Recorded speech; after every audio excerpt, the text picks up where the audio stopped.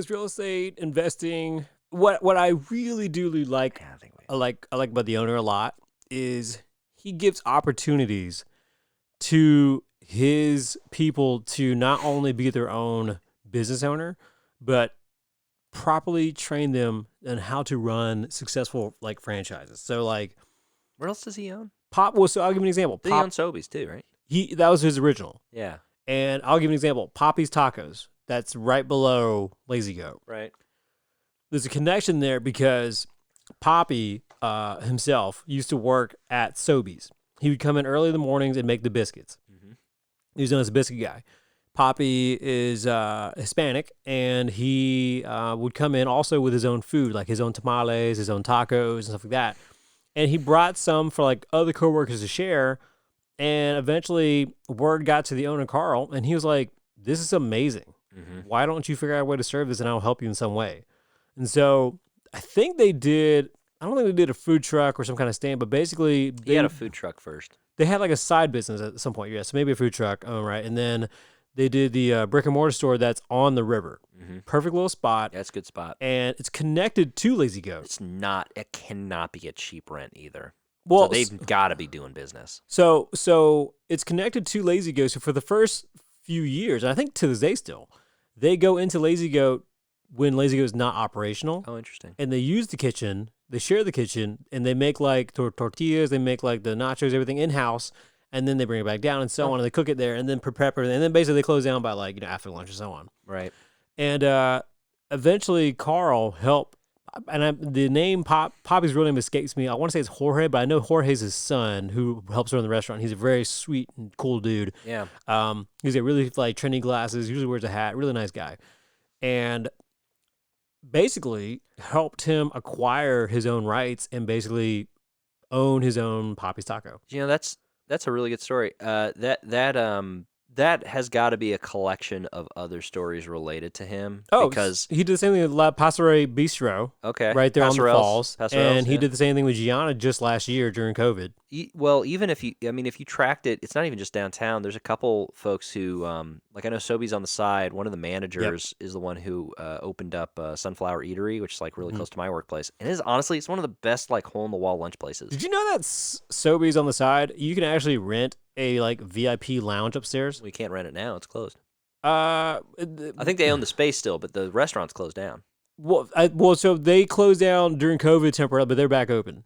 Okay. Well, I thought they were. No, they permanently closed. That was like an announcement a couple months ago. So unless something changed that I don't know about. They talked about it recently in an event that I was at, so I didn't realize they had closed down. But what was really cool was, I mean, you can get like to-go orders, deli orders, any like reasonable lunch special there. And then apparently the loft was not only an office, but you could actually rent it out and like have like private stays there, and you just treat to somebody like a private Greenville experience. Yeah. And they would like cook for them, kind of thing, and like cater to them. Did you ever go in the wine cellar space in Sobeys? Oh yeah. Yeah. It's wild. This I just realized makes me feel really poor. It's wild. We're talking about Sobeys because we're talking about Sobosinski. How much? Carl Sobosinski. Thank you. Sure. But like, I guess we're talking about Lazy Goat today, though. Yeah, which is still one of his businesses. brands. Yeah. It's one of his top brands. I genuinely will say full-heartedly, I love Lazy Goat. Been there several times, and they've hosted events for me for work and stuff like that. And that's where I had my rehearsal dinner. Yeah. For my wedding. And it was freaking great. Did you get some? Did I get some from your wife? My wife? Your wife? You want to know if... Wait. Do you want to know if I had sex with my wife the night before our wedding? That would have been sacrilegious. No, your dad might be listening to that. That's terrible, That would have been terrible. My dad is not listening to this. But Greg did enjoy Lazy Goat. Greg definitely got some that night. Oh, I don't want to talk about this. And he probably did. Episode 72. Greg, do it. No. I'm sorry. That's wildly inappropriate to talk about your parents. So what are we doing in this this podcast? If you've never heard of One Star Reviews, my name's Andrew Van. This is Larry Simonson. Hello. And we like to read the reviews of good businesses, but read the bad reviews just to turn bad press into good press, have some fun with it, troll on trolls, whatever have you. We're scientists of human nature, and we're just very curious about people's sense of entitlement and what makes them leave 1 stars. And also, you can learn something. You can learn something about the business from the 1 stars. Oh, predictions. Mm. Predictions on 1 stars. I have not looked ahead. I would guess that there will probably be a fair amount of, I love this place, but this one time, there will be. Just what time at Bangkok? But that's one time. There will be at least a couple that are like overrated. Oh yeah. And there will probably be a couple that are just like I had like the wait time was too long. I bet you that has got to be one. Oh, absolutely. Yeah. I'll start off with this one, very simple one. Mm-hmm.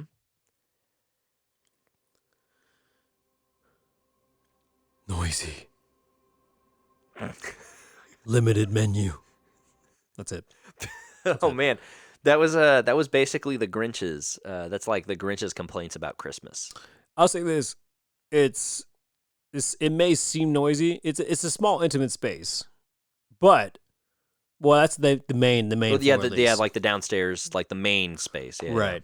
But I enjoy places that have a limited menu because that means most of the shit is top notch. I am free from right. I'm free from the burden of choice. This is not a place that you go and get like chicken tenders, or this is not a place you go and like there's like a generic burger. Like this is like a very specialized menu.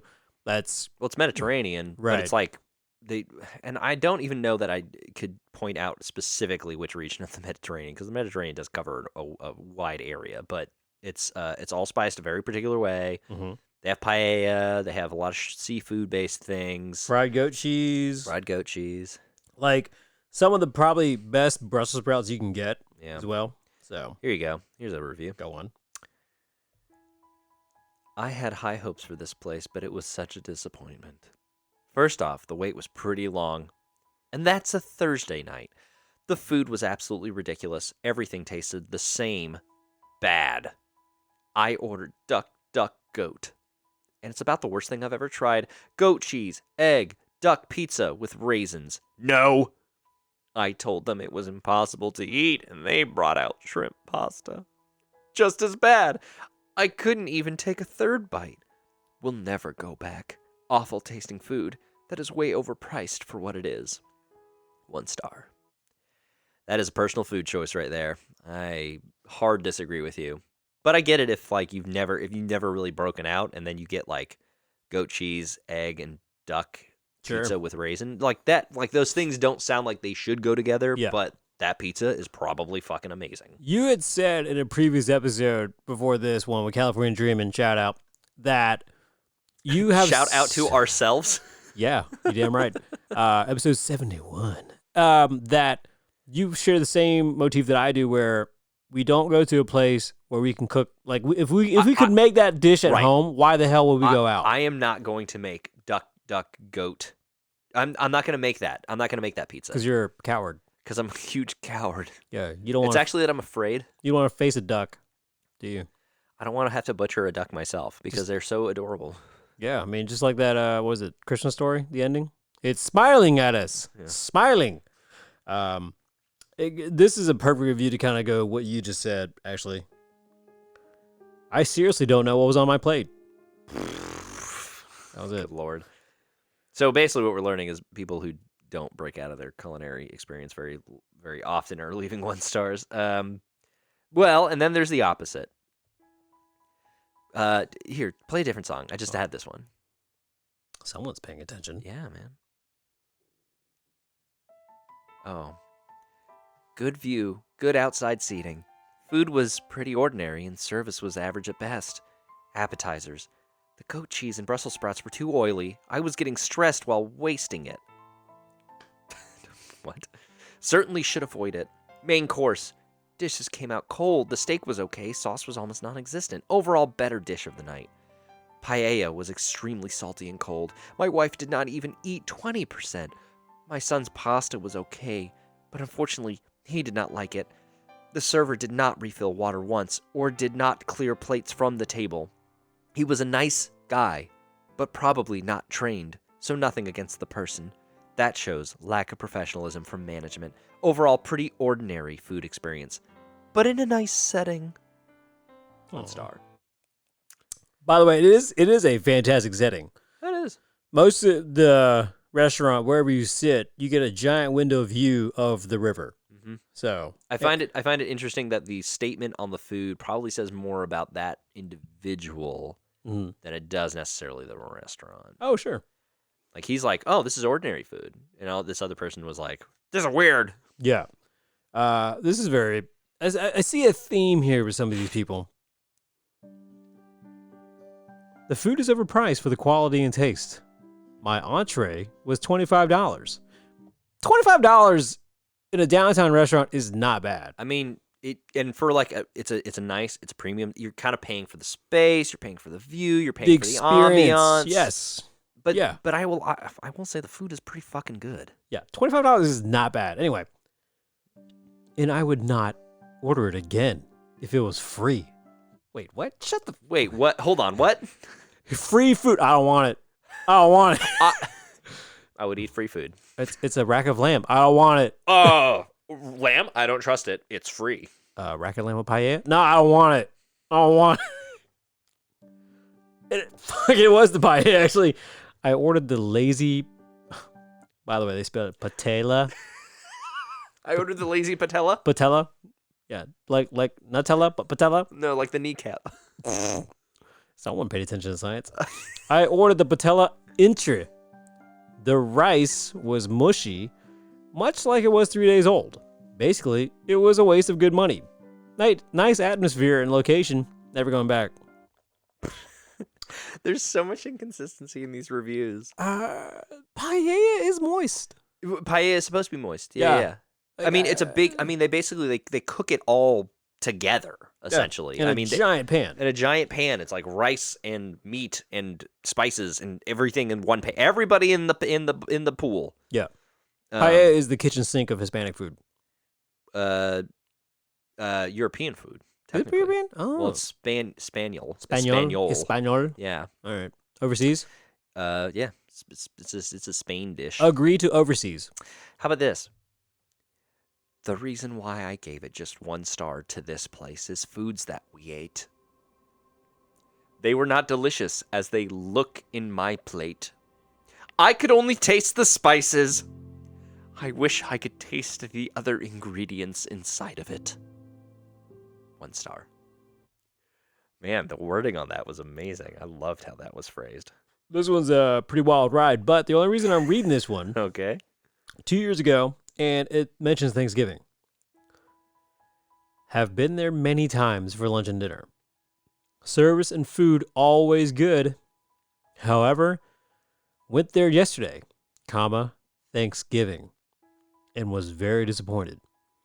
We had 4:30 seating, and 5 o'clock was the last. When we got to the buffet, there was a great selection of food that was cold to lukewarm. Nothing worse than lumpy mashed potatoes with cold gravy. It couldn't look like any more food was being brought out since the staff had started to clean up already. When we arrived, their dessert table was full of selection of desserts. When we went to get some, there were only one kind left. What? I asked about this, and they told me they were all gone. Poor planning. Bottom line, whether we had an early reservation, i.e. 1 o'clock, or the last one sitting 5 o'clock, there should be no difference in the quality or amount of food served. We feel we did not get what we paid for. Did I miss the part? Was this a buffet? It's a buffet. Oh, Yeah. cool. I understand the frustration to a degree, Mm-hmm. but I also know of just common sense, Mm. right? Like, it's the holidays. It's a special menu they don't keep on hand all the time on a special occasion. And yeah, like if my plan was to eat at a buffet, I would not go towards the end of the day. Just in general. Yeah. I would go as soon as I could. And it's Thanksgiving. Like, what time do you eat Thanksgiving? Oh, it's usually early. It's like 3 p.m. Yeah. My fam, it's like Yeah. it's like 2:33. It's like the earliest damn dinner that you've ever experienced. Yeah, I mean that's traditionally was in my house too. So I don't know why that is. Like that seems to be a universal experience. and so for me, it was like one of the few days my parents both took off, and we would kind of eat like a heavy lunch. and then throughout the rest of the day, football or what have you, and just kind of nitpick and kind of graze through the day. It's kind of what you do, yeah. You don't really ever eat dinner because you're just like still kind of full. Sure. Like maybe you're like, I guess I could eat one more piece of pumpkin pie. Exactly. Yeah. So I don't know. That's How about this? I have a question for you. How do you know that you're at a fancy dinner? How do you know? What kind of cutlery is there usually? Red. Red cutlery? That's what's usually there? I'm a little confused. Cutlery. What kind of cutlery? Oh, cutlery. Yeah. How do you know you're at a fancy when you place? got like 3 like forks and like 3 different size spoons? Okay, someone else has a different perspective from you. Okay, fine. The service was atrocious. For a fine dining restaurant, no silver, no water refills, coming to the table with food on her face. The appetizers were the best part of the meal. The manager was told after all was said and done, and he just said, "Thanks for letting me know." No return discount certificate. No reduction of the bill. No free app on next visit. Nothing. 1 star. So that's how you know you're at a fancy restaurant, is that they have silver cutlery. That silver. Silver. Yeah. It has to be silver, and that your waiter refills your water, and that if you weren't happy with it, that they would give you a discount certificate, a reduction of the bill, and maybe a free appetizer next time you come. That's what class is to this person. I think a lot of restaurants to this decor. So, and you being somebody of comedy mind know this, where an improv may be a little different, but stand-up in particular, I hate like this feeling, right? When you take the stage, and unless you are just prepared to just break that ice immediately with the audience, there's this like degree of people that come in where you have to like impress them. Oh yeah, prove me you funny, man. Prove to me that I should laugh for you. And to be fair, when I was part of Alchemy Comedy, mainly for the last 10 years that I was with you guys, and whenever I coach people, I said, this is not like a pressure thing, but I do want you guys, when you take stage and take performance, to a degree, kind of you should take it seriously. Because in the back of your mind, realize people nowadays, it's so easy to sit at home and do nothing. Right. So easy to sit at home and watch Netflix or listen to a podcast or just cook. In a way, though, especially during quarantine, from a philosophy standpoint, from like performing and like doing stuff like that, sure, there is a certain degree of like, make sure you are prepared. Yeah. That is the justification for like whenever people are like, you practice improv. It's like, well, I'm doing it enough so that I know that when I get in front of an audience, I am providing quality to them, because I don't want to have to worry about whether I am going to provide quality. It's you're also building. It's just gonna happen. You're also building chemistry. That's right. That's essentially the thing. Like, you're building chemistry with the people that you are performing with, and building that trust, so that way you know like how to play off each other, your timing, rhythm. And ideally, the audience is like, the best audiences are the ones who are like down to clown. Sure. Not necessarily like closed off and are like, prove yourself to me, because like you're gonna have a lot more fun if you aren't that way. I understand why it happens. Anyway, I'm guessing this is leading up to this review. So the mentality is very similar with like what you would categorize in like a nicer or fancy restaurant. Is that this thing of like, this better be good. You are saying you're a fancy restaurant. Prove it to me. Exactly. This better be worth my time and money, because I showered, I changed clothes, I maybe got a sitter for my kids. I drove a full 45 minutes from nowhere to here. Paid for parking on top of that, and then walked up a flight of stairs, blah, blah, blah. I had to walk upstairs. I know. Like, this is real things people consider when doing things. So here's my point. Oh, boy. Lazy Goat dropped the ball on Easter brunch. Nothing but cold food. Cold French toast, cold scrambled eggs, cold pasta, cold chicken, and salmon entrees. Cold carving station meats. Cold plates and cold drafty seating. Waitstaff informed, but nothing changed. Definitely diminish family Easter celebrations. We have been coming to Lazy Goat regularly, but not eager to return. So my point of that, it was a holiday. And just like I mentioned in a previous episode, the worst days to go in restaurants Are the holidays. or if you work in a hospital, unfortunately, if you don't know this, are also the holidays, because that's when people are just the rudest. Well, that's also the worst. That's when everybody wants to go out. Yep. That means that it's always going to be a little bit more crowded. The wait times are going to always be longer. Yep. You could be around family members who are like, fuck, I haven't seen, gotta hang out with my racist uncle. You know, like there's like an element of like people you gotta hang out with that you don't usually hang out with. It's already tense. It's already kind of, there's just like a lot going on at once, and people are tense, and they like a good restaurant experience is like the thing that's gonna fix it. Yeah, and like honestly, part of it too is there's some people that like, because this is a Greenville only restaurant, there'll probably be people who are like, I want to take this place, this is really good, and then when they get there and it's like not meeting that. Like, you ever seen the movie Memento? I don't remember. Christopher Nolan, like I think his first directorial debut. Wait, hold on. There's a note written on my back right now. Yeah. Oh my God, it says I need to go see the movie Memento. Yeah. Yeah, I do know. So, I haven't seen it all the way through. So funny. It reminded me of I'm like trying to catch up and finish Brooklyn Nine-Nine. Okay. And they had an episode based on Memento, and it reminded me of an old joke where a mutual friend of ours who lives in Atlanta now, Miguel one time got so mad at me. He came into my house a couple years ago, sees I have Memento on my DVD shelf. This tells you how long the story goes. I had a DVD shelf in the middle of my living room because I thought it was cool because I was single and like, yeah, let me show off my DVDs. Hey girl, welcome to my pad. So he's like, oh, that's a really good movie. Is that a collector's edition? Yeah, I bought it from Best Buy for like $5. It was on sale. He's like, oh, I was going to ask if I could borrow it, but I see it's sealed. I'm like, yeah, it's fine. Just take it. I mean, I'll probably won't get around to watching it. Are you sure? I'm like, yeah, just take it. It's fine. Just bring it back to me whenever. Borrows it a couple months later, hands it back to me. He's like, you should watch it. It's a really good movie. I'm like, okay. That was like 7 years ago. I still haven't seen that movie. You still haven't seen Memento? I Memento? still haven't seen that fucking movie. Because I don't really, I think at this point it's like a weird bit for me. Like, I don't want to see the movie now.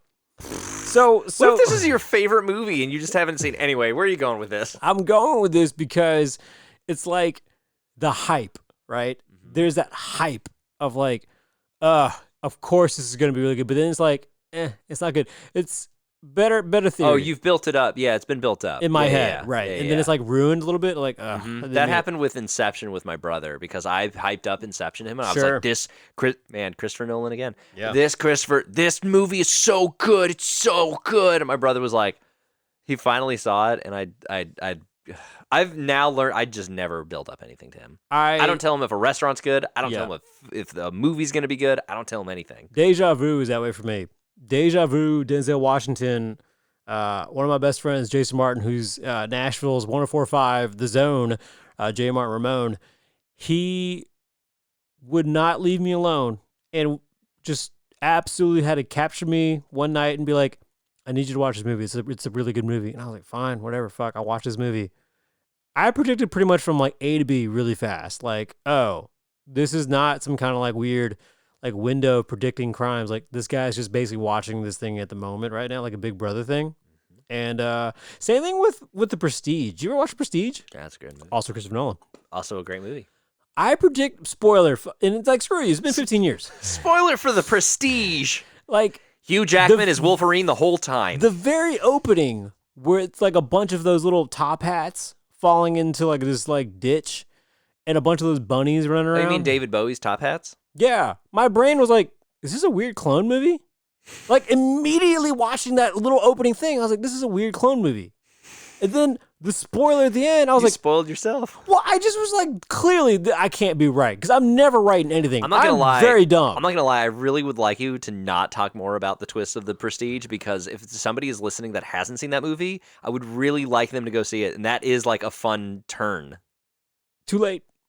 Sorry. Don't say anything more. No. They might not have picked it up. Look. They might have like been looking down at their... When we see Hugh Jackman's bone claws pop out and stab Batman as he's going, right. Why would you do that? Right. Yeah. And then Michael Caine looks up and is like, I'm sorry, Master Wayne. I'm sorry. No, keep going. That's Michael Caine. It's so good. I'm Michael Caine. Just, chef's kiss. Michael Caine. Michael Caine. So, I don't know. I can't really do it either. I can't. I was in Jaws 4, The Revenge. Wait, was he? Yeah. Oh, It's God. not good. I did not know there was a Jaws 4. There is. It's called Jaws 4, The Revenge. God bless. Michael Caine had a career after that then. Mm-hmm. All right. Last one here. Here we go. Horrible service. Ordered steak, received no steak knife. Server never came back to check on the food after it came out, so couldn't ask him. Then the service guy tried to serve our food again. Their mistake. So we asked him for a steak knife. He never returned. Needless to say, we didn't pay for that steak, nor would we be back. Save yourself the dollars and eat somewhere else. You're saying that last review, but I honestly found a pretty good one that really sums Did up they ditch the, and dine, though? overall thing. That's what it sounds like. Needless to say, we didn't pay What? for the steak, nor did we. I think they stole all the fancy silverware and ran away. Oh, I know this person. Oh, shit. I'm not going to say their name, but Let me see. Do I know this person? no, you don't. But I used to work with this person. Oh. So now I have some questions and be like, did you dash and Wait, dine? do you currently work with this person? No, I used to. I used to about 4.5 years ago. Mm-hmm. GameStop. Let's be honest. And look, I don't care. You can write hate mail to me, yesvandrew@gmail. People that work at GameStop can't afford to eat a lazy goat. I gotta ask you, when you put out there Uh-huh. your email address on this Yes. podcast, do you ever get anybody emailing you about the podcast? A few. Really? A few. That's funny. Yeah. I've had a few people, some guys in Seneca found the podcast and then emailed my other email that's connected to the Fireside chat, which is Fireside is the host for this podcast. Oh. I've had people from Chicago reach out. I've had people from another review called 3-Star Reviews. We've been talking via email, trying to do a Oh, no collaboration email. Oh, shit. Yeah, so shout out. So if you do email me, you can email me at yesvandrew@gmail, and I will definitely give you a shout out and take any suggestions for sure. Cool. So yeah. Anybody from oh wait, no, that was the other podcast. The False start. Yeah, false start. Anybody Fake sports, real shots. anybody from Alaska? no, the other the country. Hold on. We were number Oh. one podcast for a little while. Was in- it? Oh, it was like a. not Ukraine. One of those. One of those. One of them Eastern European countries. Yeah.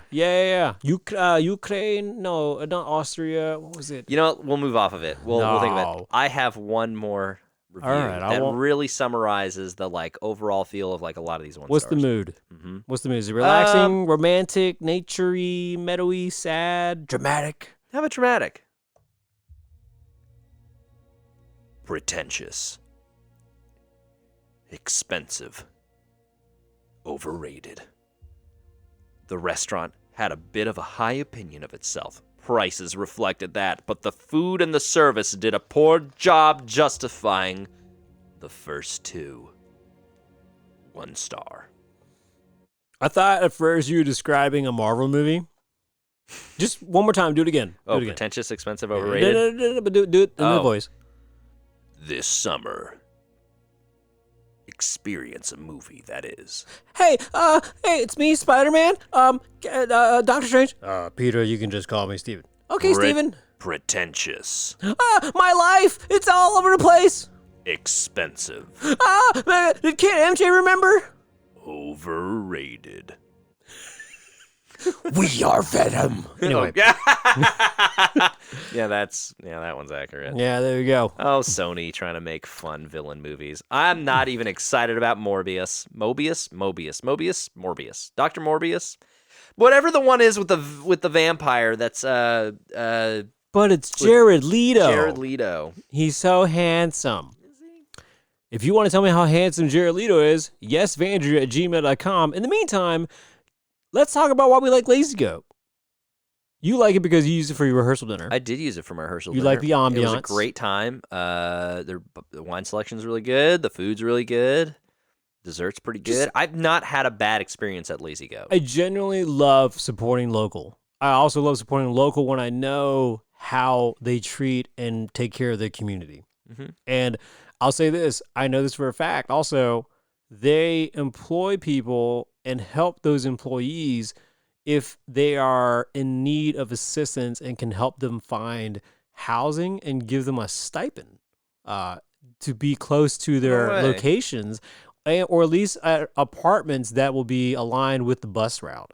So that way, their folks who are coming in for a certain shifts, they can make sure that they're taken care of and are able to show up. And to me, like that is like how you care. Listening to your people, helping them out, and just giving them a chance and just, treating them with respect. Like that, like how could I not want to go and spend $25 on patella? Albania. Albania, you couldn't get away from that. I couldn't get away from it. It was Albania. We were the #1 podcast in Albania for Look, like a week. This will be the next #1 podcast in Albania.